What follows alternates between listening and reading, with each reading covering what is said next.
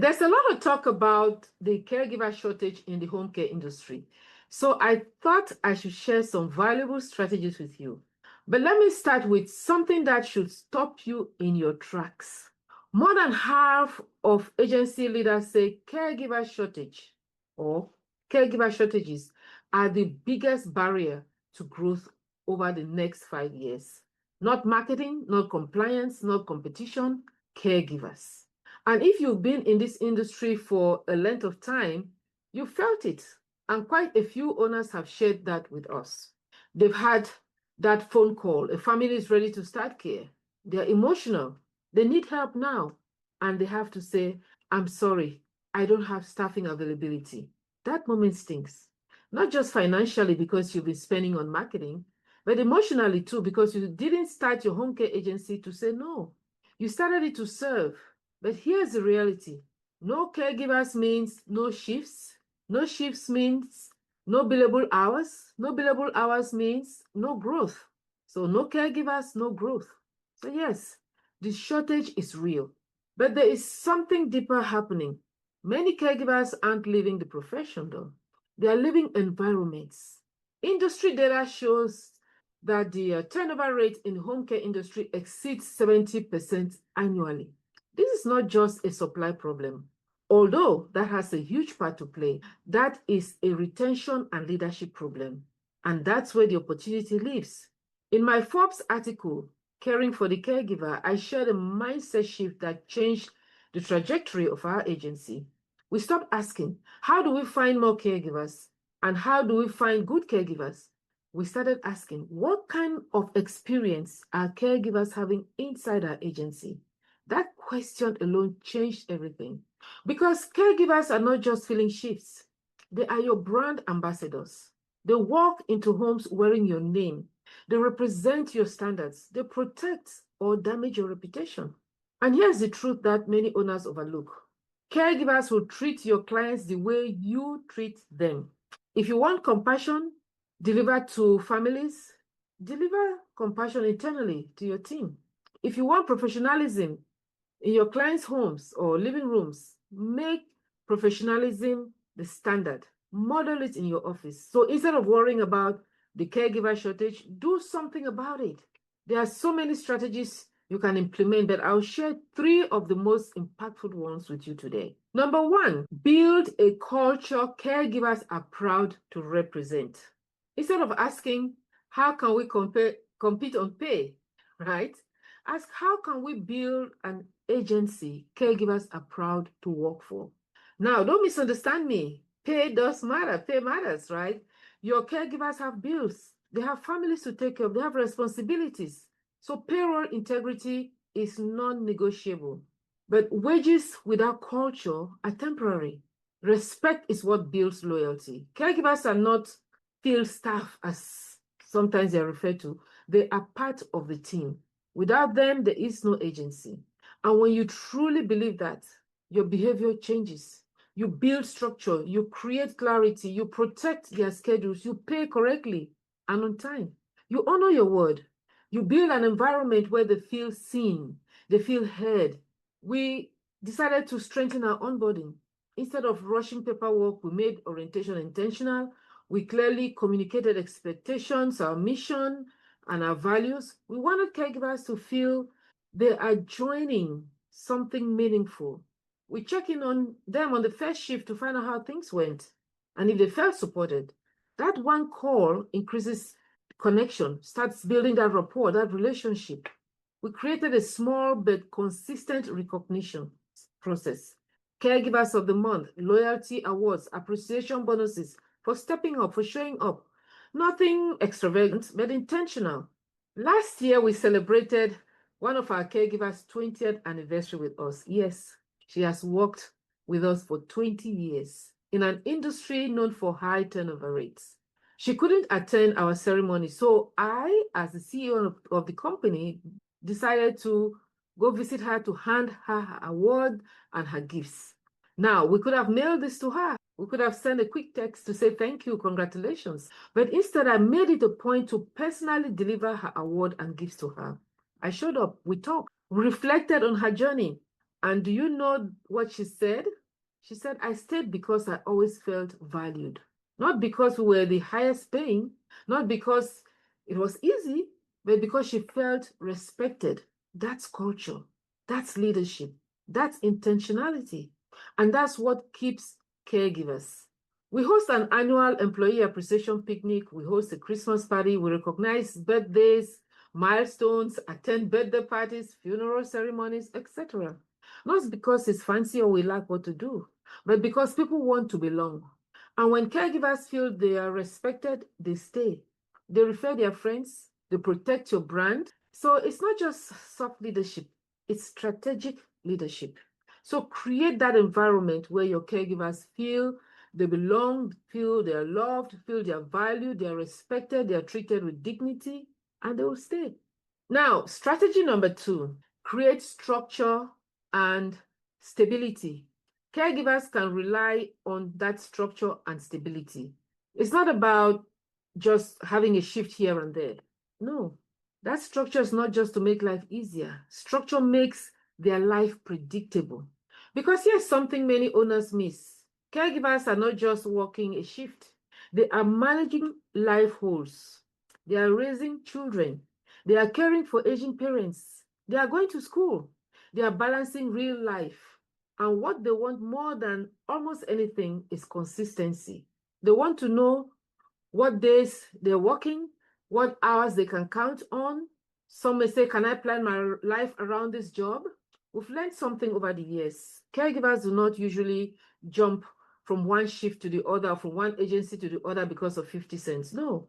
If they have regular, dependable schedules that fit their availability, their lifestyle, their financial needs, they will. So, stability beats small raises. Of course, we do give annual raises, right? But caregivers want stability. If a caregiver can depend on you for steady hours, respectful scheduling, and predictable communication, that creates loyalty. But if their schedule changes every week, if shifts are constantly reassigned, and if they never know what their paycheck will look like, they start looking elsewhere. And it's not because they are disloyal. No, it's because they need security. So what does that look like in practice? First, try to assign consistent cases. I know in our industry, sometimes we depend on families who may decide to take their loved ones to assisted living or natural attrition. They may pass on or move to some other state, whatever. But try as much as possible to make sure you're matching your caregiver's needs with your client's needs to make sure that that schedule is going to be as consistent as you can control. Now, like I said, there are certain things you can't control, and there's not much you can do about it. But the way you communicate changes to your caregivers makes a big difference. Excuse me. So that consistency builds familiarity. It builds confidence. It builds trust with families. Also, when the case ends, and cases do end, right? Don't leave them hanging. See how you can place them quickly into another case or to another, take care for another family. Even if it's temporary, even if it's a feeling, communicate clearly. We're working on placing you. We value you. Silence creates anxiety. So you need to communicate because that creates confidence, that creates trust. You may also want to protect their vacation time. If a caregiver is traveling for a month, sometimes they will take long vacations. Have someone fill in for them so that when they come back, they can go back into their assignment. That helps them, that reassures them, and they will stay.